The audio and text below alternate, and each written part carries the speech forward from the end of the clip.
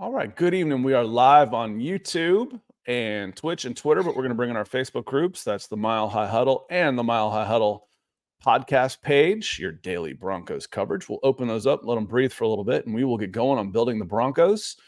And it looks like we are good. Welcome in, everybody. This is the Tuesday night edition of Building the Broncos. My name is Scott Kennedy. I co-host the Broncos for Breakfast show with Nick Kendall, who you might notice is not here tonight. Nick had some family stuff to take care of. He called in the lefty to out of the bullpen. So I'm going to sit in with Carl tonight. And Carl, I feel like we hadn't done this in 4 years, and this is like twice in a couple of weeks. This is like a regular thing now. I love it. How you doing, my friend? Yeah, I'm good, man. It's been kind of a whirlwind of getting school started. I'm sure you got that feeling with your kids too, and activities kicking off. And my son had his first football game of his entire career. And I was really excited. He had the very first two plays of the game. He went 80 yards both times. Or no, 79 yards. He got stopped at the 1 yard line, the second carry. And then he had a touchdown pass right after that. So nice. Yeah, it was kind of fun. The entire playbook was handed off to Manuel. That's my son. And so he was really excited. He's like, man, this is kind of fun. I get the ball all the time. I accuse coaches of overcomplicating this game all the time. You know, they're all out there protecting state secrets, like they've got nuclear launch codes, you know, that you can't see it. I'm like, guys, this is football. Yeah. It's a I'm bigger, faster, stronger than you game. Yeah. Don't overthink it. Don't overthink it. But one of the reasons we go live is because we like having the conversation with y'all. So we want to come in and say hello to some folks. And C. Chang's one of those guys. He says, let's go Broncos. Week 2 home opener. Yes, it is. And it's the meet and greet. So hopefully you'll be around. I just asked Carl. He said he's not going to be able to make it this year. I got to meet Carl 2 years ago. Hoping Nick can still make it now. We plan on being there, but I plan on being there unless something changes like it did last year. And I had to cancel last minute, but I think there should be a pretty good crowd there. Really looking forward to it. Mike S. He says, what's up, Carl, Nick, Scott, Dylan, and Broncos country. And William coming in. He says, I hope Bo looks even a bit better this game. Hopefully no picks. I take 1 touchdown and 175 yards passing, though. What's interesting, I think the average, you know, Nick and his stats try to stick in my brain a little bit. I think the average for the quarterbacks, or just for the teams passing this week, was like 185 yards. Like the average was under 200. So 1 touchdown and 175 yards passing, William, would put you about average. Average would be okay. I would love to have an average passing game from a rookie quarterback. That really bodes well for the future, Carl. Yeah, I'm with you there. It really was a weird passing week when the NFL has been all about the passing and getting quarterbacks to 300 yards and, you know, half the league throwing for 4,000 yards. To see stats like that, you know, Caleb Williams had under 100 yards passing for his first game. You know, here he is supposed to be that next generational quarterback. And he's got they've spent on some weapons too, Carl. Yeah. Yeah. And it didn't happen week 1. And so, yeah, you're right. If Bo Nix can just kind of keep building little by little, you know, he unfortunately started at the bottom with a pretty bad game. And he was going against a tough defense, a tough head coach / defensive coordinator that knows how to bring pressure, knows how to really rattle a quarterback. You know, he does that against veterans. And so Bo Nix, yeah, he's got a lot to learn. I think he's one of those guys that can learn quickly from his mistakes. And he's made plenty throughout his college career and came back and did great. So I'm really not too worried about it. You know, unfortunately, he's going against a great defense again. The Steelers have a great unit, can get after the quarterback, got some cornerbacks back there, linebackers, safeties, all of it. I mean, they've got a complete defense. So it'll be interesting to see if he can get to that average level. And if so, I think that gives the Broncos a really good chance of winning the game.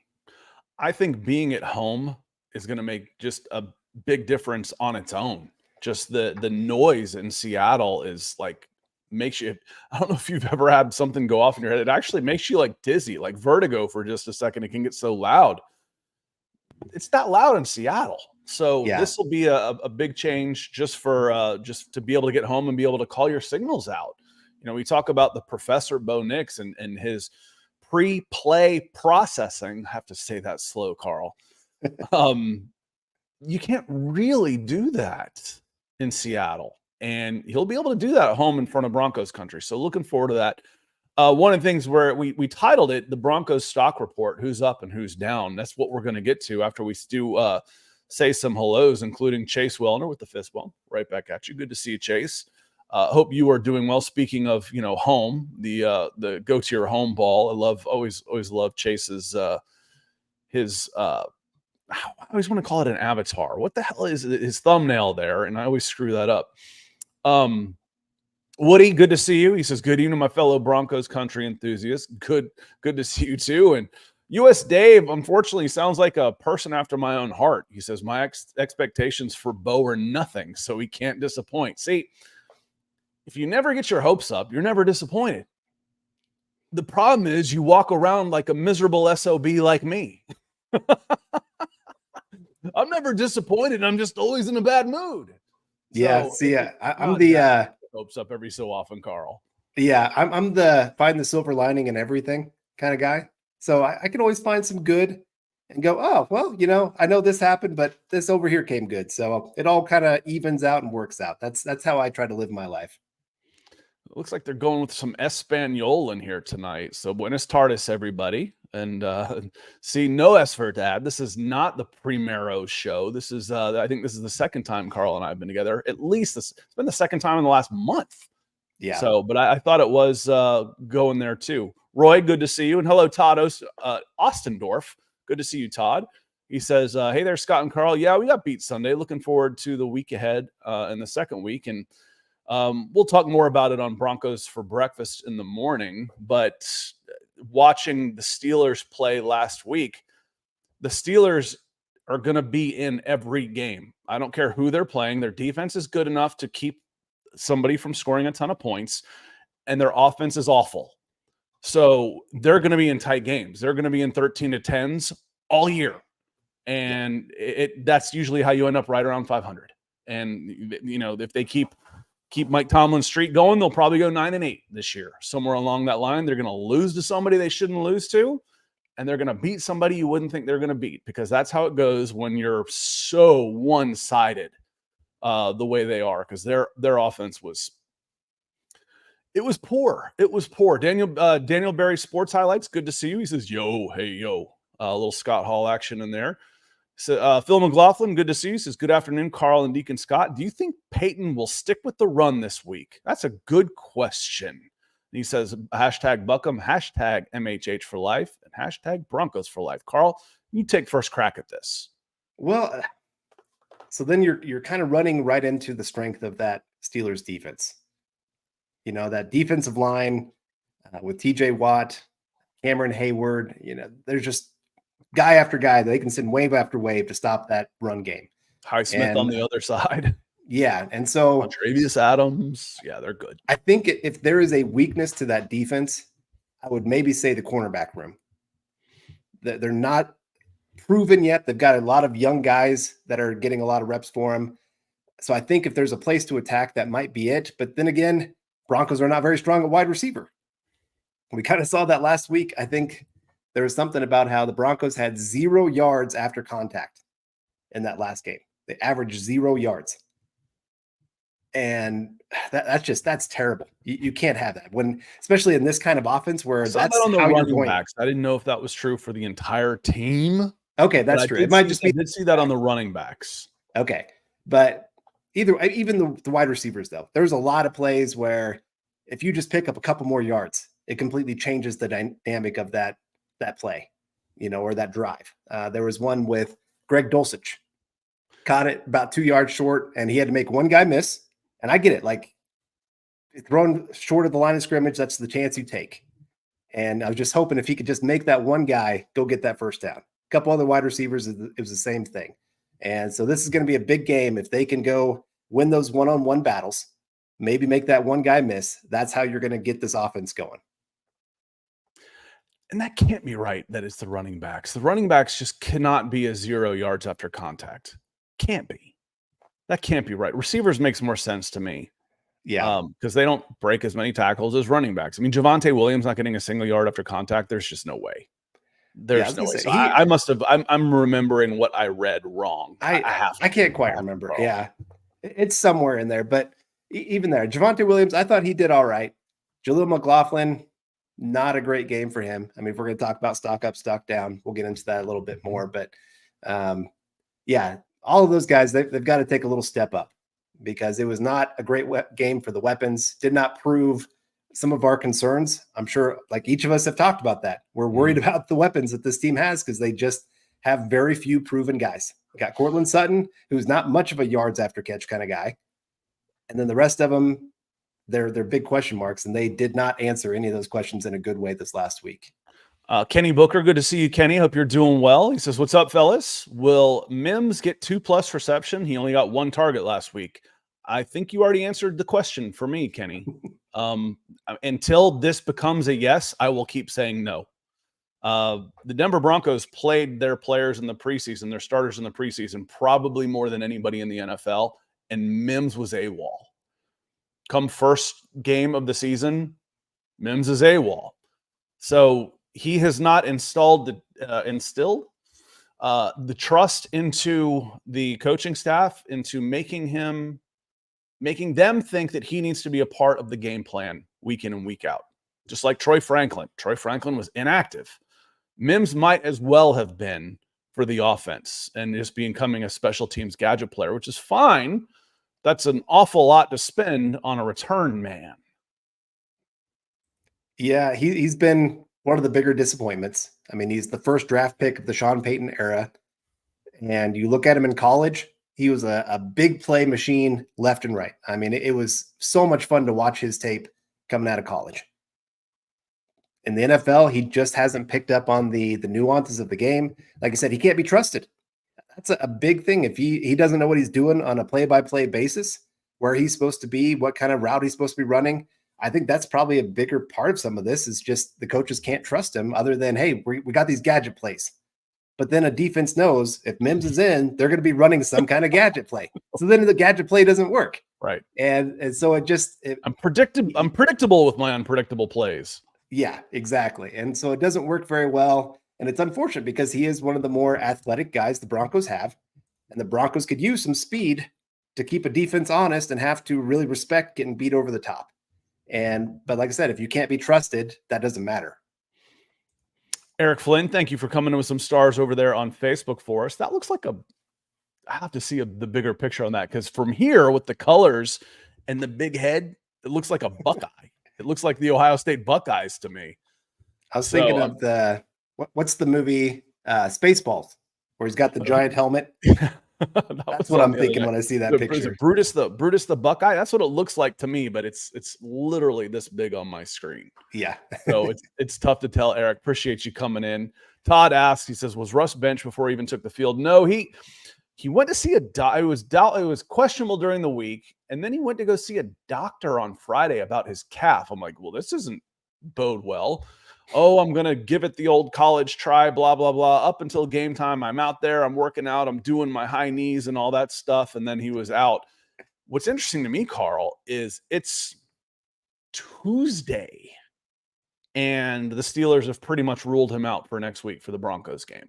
I mean, things can change, but right now they've said, no, it will be Justin Fields. How do you go from a game time decision on Sunday morning to I'm out 7 days later?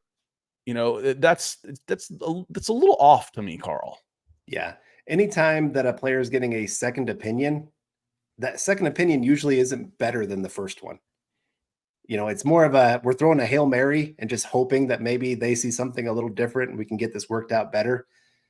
So I could see him missing a lot of time, you know, maybe the next 2, 3, 4 weeks, and trying to hope that rest can get him back to that full place. But I don't know. It's like you said, it's kind of a weird situation right now. The way that team is constructed, they have 3 weapons that aren't quarterback, the Pittsburgh Steelers. They got George Pickens, who is damn good. Mm-hmm. They've got Pat Freiermuth, their tight end, who is also very good, who is useless to a guy who won't throw over the middle. And then they've got Najee Harris, who's also pretty good. And then they've got the wild card of Justin Fields running, which is that's their offense. So with Russell Wilson, you take Freiermuth out, you take the threat of him running out, and it's like, okay, if I can clog the middle and double and bracket George Pickens, how the hell are they going to score? Yeah. Kind of what we said against the Falcons, and they didn't cross the 30-yard line in Atlanta until the fourth quarter. They had their kickers kicking 58-yard field goals all game, and they won with 6 field goals. So yes, it's going to be ugly. It will be an ugly game. What was the last when I was there last time? Came away with an ugly dub against San Francisco. Remember, that was I don't remember the punter's name at the time, but they were living inside the 5, and that was Jimmy G's first game back because there's whoever was starting for them had gotten hurt. I don't even know, that may have been Trey Lance that they were going to try and start with. But Cody says, we lack speed. And thanks for the super chat, Cody. He says, we lack speed at wide receiver. I know Mims is fast, but he can't block and is a one-trick pony. He comes out, they know it's coming. We don't have a true number one at wide receiver. Where are you on this? Like, let's say I was thinking about this the other day, because I have said in the past, I think Courtland Sutton is a legitimate number one. You know, he might not be top 10, but he's top 20. Okay. So that puts him as the best wide receiver on half the teams in the NFL. But what about after that? So yeah, I'm with you. I think Sutton's he's bottom of the number ones. Like I said, 20, somewhere in there. I could be okay saying that. You get him a legit quarterback, he can do some decent things. We saw last year, he made the highlight plays. I think probably the weakest part of his game is the routine catch, the quick slant play. Got too much time to think about it. I think so. It's almost because he's thinking so much about trying to get up the field and go make a play. And I think he also has that idea of, I don't know how many more chances I'm actually going to get in this game, so I got to make this one count. But yeah, I think he's a really good receiver. Reynolds, he's probably mid-tier number 3. At tops in his NFL career, he's been right around 600 yards. That's good for about a number 3. Mm-hmm. Vele could work himself up to a number 2, but he's a rookie. Yeah. We got to give him some time to develop. I thought he had a pretty good game for his first game, had 8 receptions as a rookie. That's not bad. He's got Bo Nix's trust. Obviously, they're not afraid to target him, but he still needs a little bit more time to develop. And then tight end, Dulcich, if he can stay healthy, he could maybe be a 300-400 yard tight end, I guess. I don't know. We just don't even know what he is. Yeah. I do like him. I think he may be the one that's going to have to push the safeties back some. It's like, okay, you're looking at 9 in the box a lot. When in the first half and you're watching this, you're looking at 9 guys in the box. We can't run against that. Yeah. And you can't run a short passing game against that because it's like, oh man, the tackling was awesome. Well, they're already in your hip pocket. By the time the ball gets there, I'm on you. Yeah. All I have to do is just not let you go at that point. So I was thinking about it. I'm like, okay, Sutton is a 1, might be a low end 1. That's kind of where he's paid. And then you got 3s. Then you've got a bunch of 3s on there. And it's before last week, Nick and I were kind of talking. Carl said, if you could have one guy, non-quarterback, one guy from any team for this Broncos team, who would it be? Tyreek Hill. That's who I said. I said Tyreek Hill. I'm like, yeah. Now that he'd probably be the number 1 choice for a lot of teams, but so would Myles Garrett. So would hell, TJ Watt might be some number 1s, Justin Jefferson. But this team needs explosive is what it needs. It needs an explosive playmaker on offense, Cody. And Phil kind of is coming in the same way. Appreciate you double dipping on this. He says, we have to get somebody that can get separation in the passing game, or there's always going to be 9 guys on the line. Yeah, I cannot throw the ball sideways when there's 9 guys on the line of scrimmage. I just can't do it. And then I can't run it in the middle either. So I've got to get the ball downfield. I have to. I've got to be able to get the ball downfield. And I just don't know that right now you've got the personnel to do it. Help. Maybe I'll eat my words by the end of the season, but this was the concern coming in. And right now it's still a concern. So on that note, Carl, we're about 20 minutes into the show. Let's start going through some of the stock up and stock downs like you wanted to. Let's start with positive. Where's your stock up? So I think the easy one would have to be Jonathan Cooper. And I had somebody earlier tell me, they're like, well, I think he's better than Baron Browning. I don't know that this game actually proved that. He was going against second and third string right tackles. Yeah. So most of the game was third string tackle. So I expect him to win that. And he did. I think he ended up with 7 pressures by the end of it, 2 sacks, did really well in the run game. So I got to give him a stock up. When you're fighting for that next contract, these are the kind of games you got to go out there and have to really get the attention of teams. Like I said, I don't think he's better than Baron Browning. If I had to choose right now, who are you going to pay between those two? I'm paying Baron Browning. I think he's the better all-around guy. I think he has the more potential to be a true difference maker as an edge guy, both in the run and pass game. But Jonathan Cooper, solid guy, does his job, and you just don't see him make a ton of mistakes that cost the team. Now, when we say pay, if I don't get 15 games out of Baron Browning, I don't want him back. I've had it. I've had enough. I'm there with Dulcich. The Broncos were there with Tim Patrick. The Broncos were there with Caden Stearns, who did end up failing a physical. The Broncos there with Jonas Griffith, who is also having more problems, so that we don't hear about all these things. But you can see them when these guys can't stay on the field. I can't trust that you're going to be there. I know what I'm going to get with Jonathan Cooper.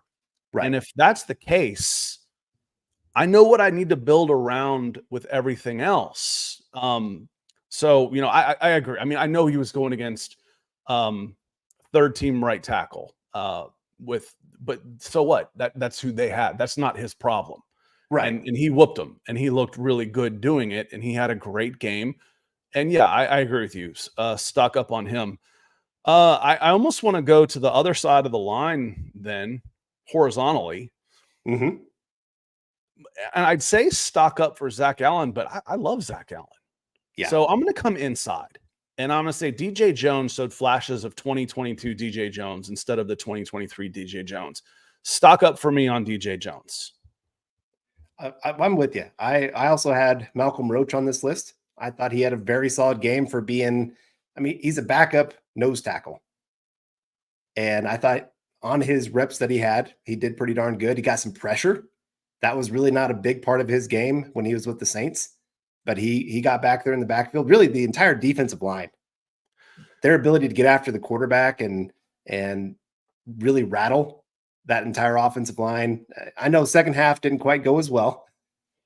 Seattle pretty much just said, we got to run the football because we can't protect the quarterback. That's great to hear, because last year it was pretty much, we can throw all day because nobody can get any pressure. Yeah. And to make that kind of impact was pretty impressive.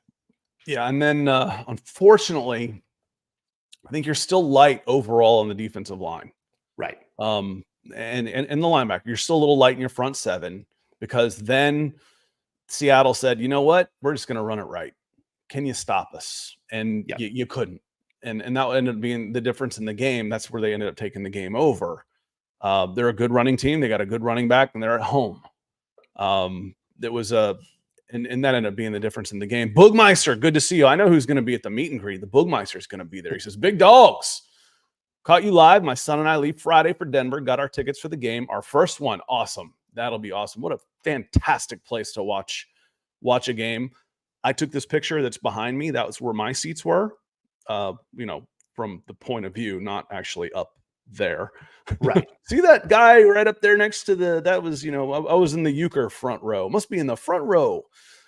Can't wait to meet all the crew. Let's go Broncos. Yeah. When you say hello to me, you're going to have to introduce yourself as Boogmeister, though, because if you tell me your name, I'm going to look at you like with a little bit of panic in my eyes. Like, I should know this guy, and I feel bad that I don't. So you guys have to, if you got a name like Boogmeister, you got to say, hey, I'm the Boogmeister. I'm like, dude, I know this guy. And this is Boogmeister Jr. There we go. Yeah, no, it's I gotta tell you, my first time going to a Broncos game, I remember it. My dad took me. It was during the John Elway era. Thankfully, it was one of their Super Bowl years, and got to sit in the old stadium south end zone. That's where everybody said it was just the craziest, and it was. We had like 3 or 4 fights break out. It's not happening anymore, so you don't have to worry about that as much. But yeah, a guy tried to give me a tattoo at one point. Man, I have so many great memories of that game. John Elway had a fourth quarter comeback game against the Chiefs. And so I hope that you and your son have that kind of experience. Maybe get to see Bo Nix have his first win as a Bronco. Go out there, dominate, have a great game, whatever, whatever. As long as they get the win, that's all I care about. So have a great time. Enjoy the meet and greet. I wish I could be there. Yeah.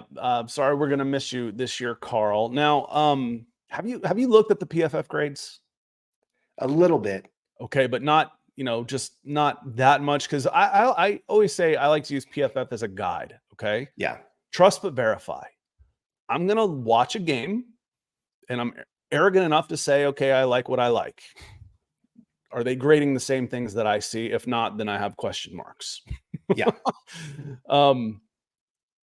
So, because I'm not watching all 22, I'm not watching every player out there like they are supposed to be. So I'm watching, okay, this guy shined to me, this guy shined to me, this guy shined to me, this guy was garbage, this guy was garbage, this guy was garbage. So I got a sample size of 3 bad and 3 good.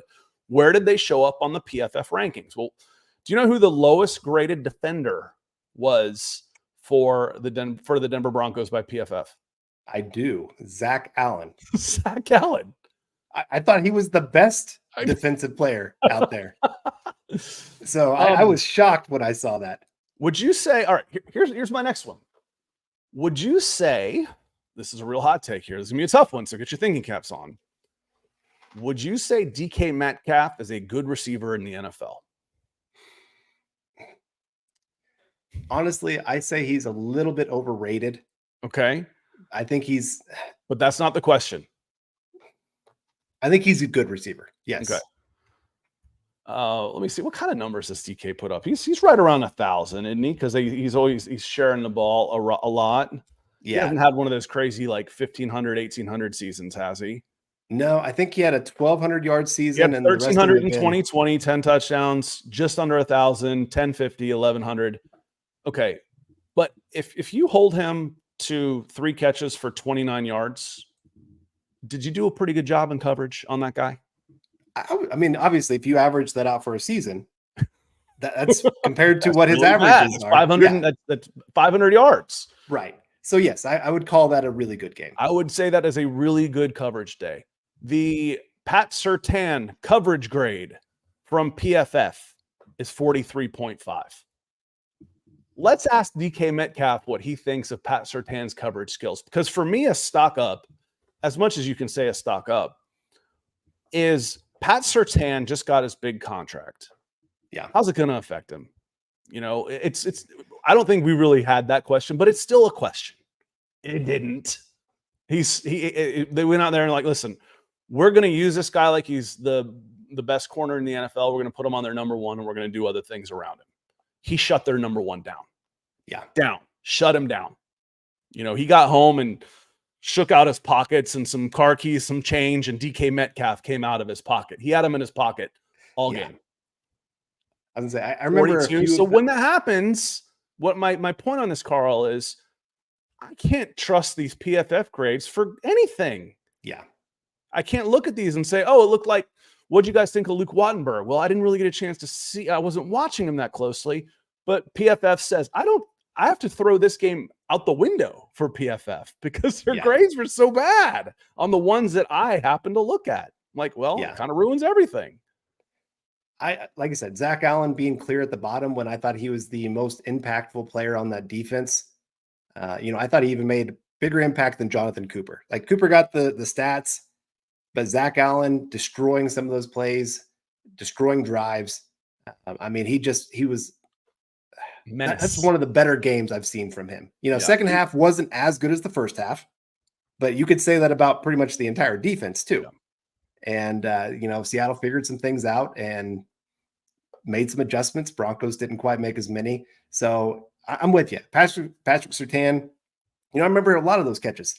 I think he only gave up like 30 yards total, like you said, or 29 or whatever. 3 catches for 29.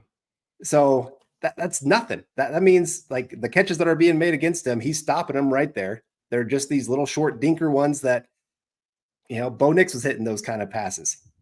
You gain 5 yards, 6 yards, something like that, and then you're right there to make the tackle. The penalties were maybe the bigger killer for me against him. And even there, I thought one of them was very questionable, whether he was actually guilty of what he did. The other one, I was like, yeah, I get it a little bit. So no, he's worth every penny that they paid him. I'm glad that they did. I'm glad, like I said, it didn't change him. I didn't expect it to. He's always been a complete professional in every way possible. No, they got out in front of that because there's people waiting to pay guys. So they that's going to look like a bargain by the time. I don't like saying this, but in 25, 26, 27, when the Denver Broncos are, for me, legitimately considering making a playoff run and not eating $80 million in dead cap. Yeah. He's locked down. And in doing so, he actually lowered his salary cap for the next 2 years to help the Broncos through the dead cap situation. So it was good. And Cody comes in, he says, put James Franklin and Marvin Mims on go and make them respect it. I think that the question here, though, is that all they can do? You're looking at 9 men on the line. You're looking at a lot of press zone, might be a good old fashioned cover 2 press and release. Can they get off the line of scrimmage? I'm not watching practice. So I'm asking these questions like, okay, why are they absent? What are they not doing? And part of it might be they can't beat a jam. If I can't get off the line, if I can't beat a professional corner in my face who's got a wingspan like a pterodactyl, and I don't have all the space in the world like I did at Oregon, like I did at Oklahoma, then I'm not all that effective. And I can't run a go route if I can't consistently get off the line of scrimmage. Right. Well, and if they know most likely that's what you're going to run every single time you come in, again, you're making your offense very predictable for that defense. Oh, he's going to run a go route. So I'm going to play, either press man or even press zone. You can play that too. Or I'm going to play 10 yards off and just keep running with him down the field. Again, it just makes it so easy for the defense when you have a player that's limited. And that's why those guys, even though they're athletic freaks, you're not seeing them on the field. How about a couple? And Woody, thanks for coming back in with the super chat, my friend. It helps keeps the lights on. And if I took my hat off, you'd see how shiny my forehead was. So helps keep the forehead nice and shiny. But let's turn it up. Just let's go negative just a little bit. How about some of the stock downs? I'm going to make you go first because you got the Broncos hat on. Yeah, so I'll go the other guy that just got paid, Quinn Miners. This was his first game, obviously after getting that big contract, and he had a tough matchup, but it was against a rookie, Byron Murphy, and Murphy kind of whooped up on him quite a few plays, unfortunately. And when I'm looking at this next matchup, when you got Cam Hayward coming on the interior, that's another tough guy too. They don't just bring Cam. I mean, Cam's a beast, but they go 4 deep on that interior line. Right. And, his specialty is supposed to be the run game. And like I said, I know that they were bringing 8, 9 in the box. So it was going to be tough to run against that. But they just got zero push. There's a lot of negative run plays because the offensive line couldn't hold up very well. So I got to say, especially compared to what he just got paid, you kind of expect this is going to be one of your great leaders. He just got voted as one of your captains. I didn't feel like he really kind of elevated the game when the team really needed somebody to step up. Let me go. For me, I'm going to go holistic here and say like red zone offense. But part of it is what you're saying when you're not getting any push up front with your interior line, because I haven't been very high on Ben Powers. I think he's overpaid. He hasn't earned his contract. McGlinchey hasn't earned his contract. Miners did earn his contract. Now he's got to live Right. up to it. And Wattenberg's a first-year starter. But you had the Seattle Seahawks, the first half, the first 20 minutes of that game, they were a clown show. I mean, they looked awful. Penalties, blown assignments, leading to multiple turnovers. And if you call a safety a turnover with points, you got 4 turnovers in the first half with 4 points added onto them. And you couldn't get into the end zone. The game was lost right there. Yeah. So the red zone offense is one of the things that I would say stock down, because even in preseason, even in last year, I mean, Russell Wilson got a lot of his numbers with his passing in the red zone. They didn't have a ton of what would it take, like week 12 before he had a rushing touchdown? So the short passing game was your red zone offense, and it was executed very well. It was schematically good from Sean Payton, and this was not.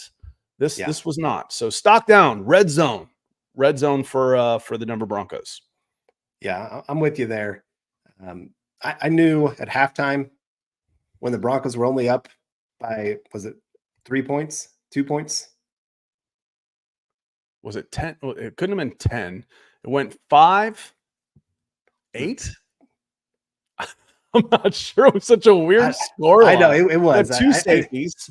So it could have been 10. Yeah, it could have been 10. Yeah. It could have gone 3, 5, 7, 10. Yeah, I think you're right. With the 2 safeties. So it was like 10-9. Yeah. And because Seattle's chasing points, don't chase points. Kick the extra point in the first half. God, that just bugs the hell out of me. And now you're 1 score up the entire second half when, what was it? Like 26-20? I'm like, you're going to lose because you were chasing points in the first half. So close. Riley Moss missing by an inch to knock that one down to get the ball back. But anyway, yeah, up at that point. But I was just in my head, I'm going, Broncos should be blowing this game out. Like they should have taken the soul of Seattle with how horrible that first half went for them. And yet there, as some of the people in the comments are saying, up by 4. That's all the Broncos were. Yeah. And so at that point, I was kind of going, oh man, I mean, it's great that we're up, but this makes me really nervous that we've allowed Seattle to stick around when, like I said, it should have just been one of those where they're like, crap, we're done for the day. It's 20-0 at this point kind of thing. And to not get it in, like you said, when they had some incredible opportunities. That's just a blown game right there. They probably should have won that one. We'll go one more each on stock down. Okay. I'll go Jaleel McLaughlin. He actually led the team in carries. I don't think that should have been happening. I thought Javonte was looking like the best running back of the group. I only saw one time where I was like, Javonte, you missed the hole. Like it was wide open and he kicked it outside. The rest of them, I felt like he did pretty good with that. But McLaughlin, he had the 10 carries. He had 5 catches, so 15 touches. And he had 28 yards total and a fumble. He finally had one good play where he's getting down the field and then he fumbles it. And it just, like I said, it just was a really bad game for him. And one I just felt like they leaned on him too much when it should have been Javonte. All right, I've got one, and I'm going to do a follow-up with you. I want to get your take on this, Carl. Me and Nick are going to hit on it a little bit tomorrow, but I want to get your take on this. Because a stock down for me, how about Sean Payton? How about the play caller? Yeah. How about the play caller for this? If I was the back judge and you had an ISO camera on me and I told you I was watching a tennis match, you would have believed me if you sped it up, because it would have looked like this. Side to side like a windshield wiper. Side to side. Nothing. They're pushing nothing downfield. And, I had someone in a different chat, different time say, well, you can't protect. How do you try something? I take a 3-step drop and I throw it high and long where I find one-on-one coverage and the ball's out before they even cross the line of scrimmage. And I don't have to worry about the safety coming over. So if they're in the box and I can throw it deep, and I can at least put that in the back of their minds. Right? And there was none of that. I kept expecting it. I mean, to me, Sean Payton's like Darth Vader I'm like, this is not a likable guy. So Yeah. he's always going to find a way to win because you don't like him. He's like that to me sometimes. I mean, again, Yeah. remember, I grew up in Atlanta and he's longtime Saints coach. He's a hell of a coach. I never saw the adjustments. It was like preseason, we're going to work on this. And by God, we're going to keep working on it until we get it right. Score be damned. Yeah. And I never saw the adjustments. It was, I'm going to give up on the running game and I'm going to throw the ball sideways to guys who can't make people miss. Come on. You're better than that. We know you're better than that. So stock down for me, Sean Payton. Now, here's what I want to get your take on, Carl. The post-game comments. You've been in a locker room. You've played sports. When everybody gets blamed but the hand-picked new guy, that doesn't always go over well through no fault of Bo Nix's own. I don't think Sean Payton did Bo Nix any favors after that game. Just, I can just picture him starting to get called the golden boy at practice this week, from some of the veterans. What's your take on that? So I'm torn a little bit on this because I get there are those times where, especially after a really bad game, and there's a couple times they would flash to Bo Nix on the sideline, and he had his hands in his head in his hands, and you could tell like the guy is just devastated that he's not having a good game. And so it's the old saying of don't kick a dead horse kind of thing, or don't beat a dead horse. Mm-hmm. I could see that. I think that's probably what Sean Payton was trying to do, is just protect him just a little bit. But at the same time, then to kind of throw everybody else under the bus. There you go. That was the part for me that I'm like, okay, don't do that. Like, I understand. Want to protect him and just say, hey, it is pretty easy. You could just say, hey, we got to go back and watch the tape. There was some good, there was some bad. For his first game, we thought there were some really good things we loved, but we got to change some things. He could have said a lot of that. When you start throwing everybody else under the bus, then like you said, then you're maybe putting a target on your quarterback that doesn't need to be there. And, then just tell him, hey, we're going to get into the film room. We're going to show all the things that went wrong in this game, things we could have done better, things you could have done better. And it bothers me, especially like I said, Sean Payton should have taken some accountability for his play calling. He should have taken some accountability, like I said, of, where the blame was all going, all those kind of things. Some of these coaches get such big egos. I remember Broncos had a coach one time, like every time they'd ask him, hey, what did you not do great in this game? He's like, we need to execute. I did everything right. Yeah. Players didn't make the plays. I'm like, dude, that's horrible. Like, now every player hates you.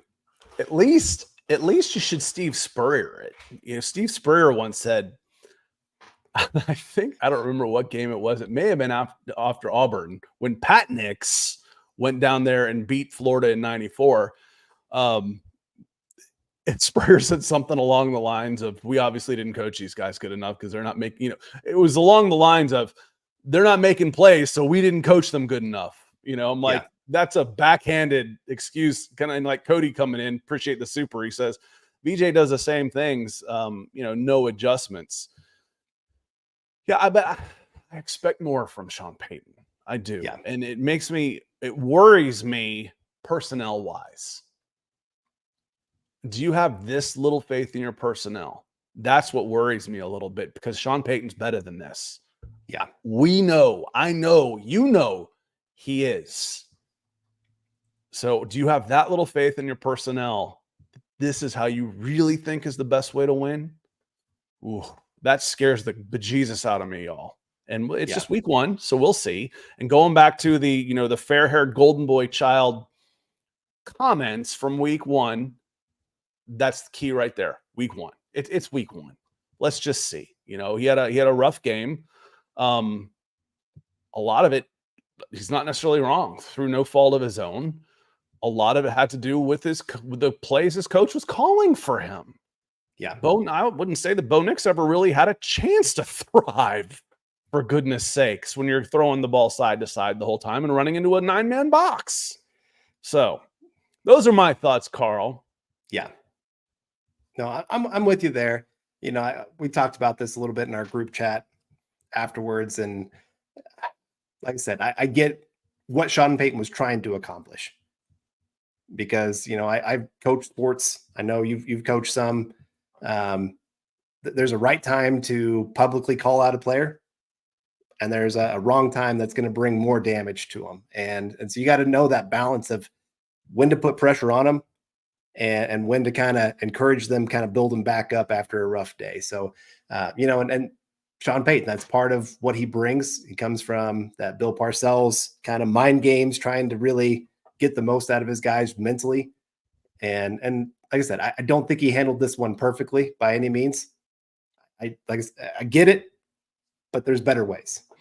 And James comes in, appreciate the super chat. He says that game felt a little like Sean Payton wanted to show everyone that Nix has an arm and wanted to show it off, and it backfired. And see, I see it almost completely opposite, James.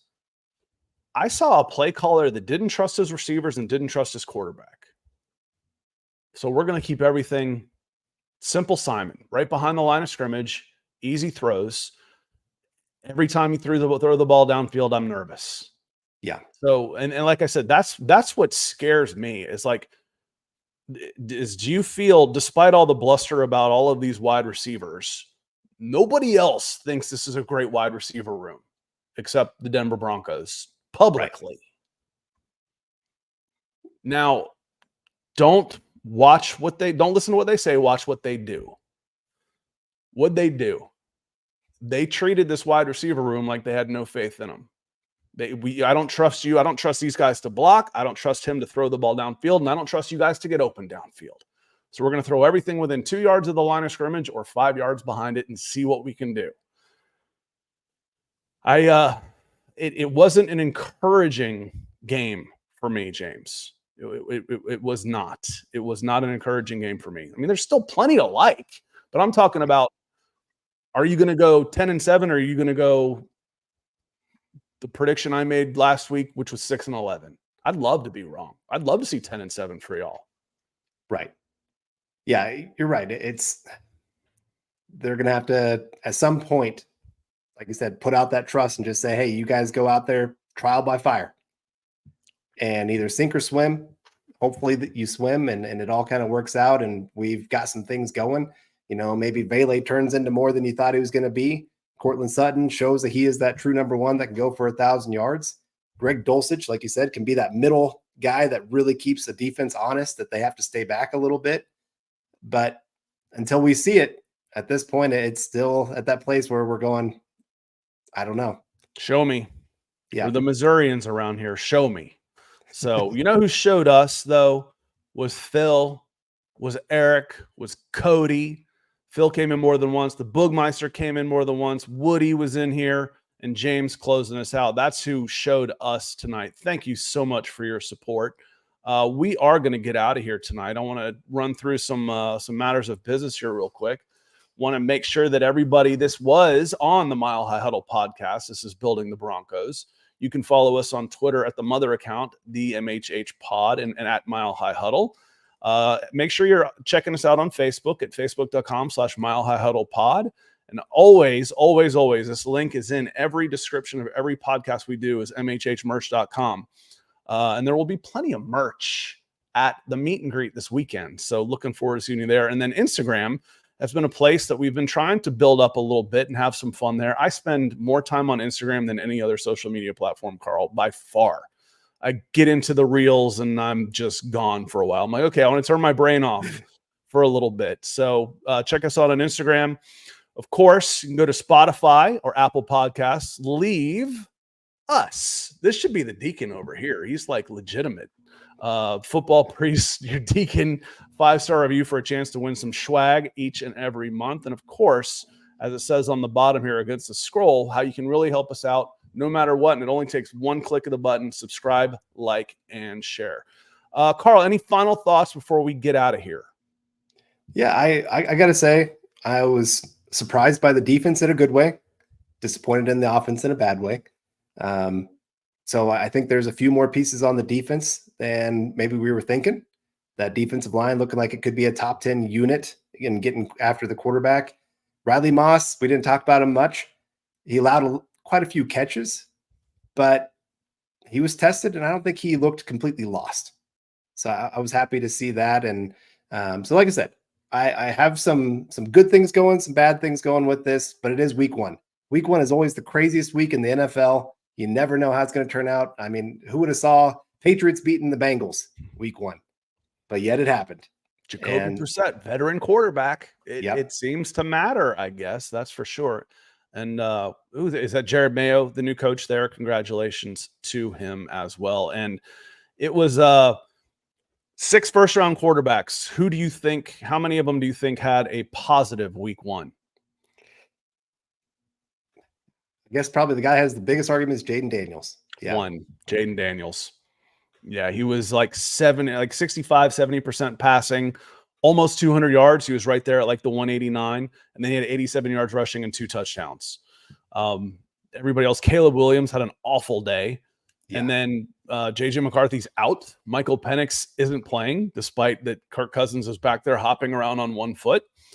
And Drake May didn't play. So again, I didn't say a stock up or stock down on Riley Moss because I didn't have a baseline for him. And that's kind of what I think. Okay, is this stock up or stock down? Well, what was his stock?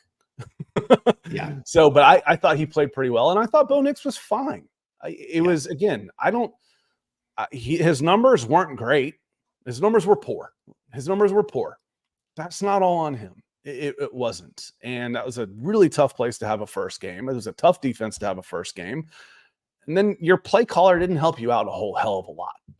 So on that note, Nick and I will be back in the morning, and we'll get more from Nick since y'all just listen to me talk. If you want to join us again tomorrow morning about 7:45, we're right there kind of on the quarter till mark as we do the Falcons podcast just before that. And then we hop right into the Mile Huddle. So we'll be back Wednesday. And then you've got Luke and Thomas for the Mile High Insiders, and the Priests are back on Thursday night. And then we're just a couple more days until we get on a plane and have the meet and greet where we are undefeated. So thanks again to all of our Super Chat supporters. Thanks to all of y'all for participating in the chat, hitting that like, subscribe, and share button. Appreciate y'all being here. Carl, thanks for letting me fill in. Yeah. We'll see you next time.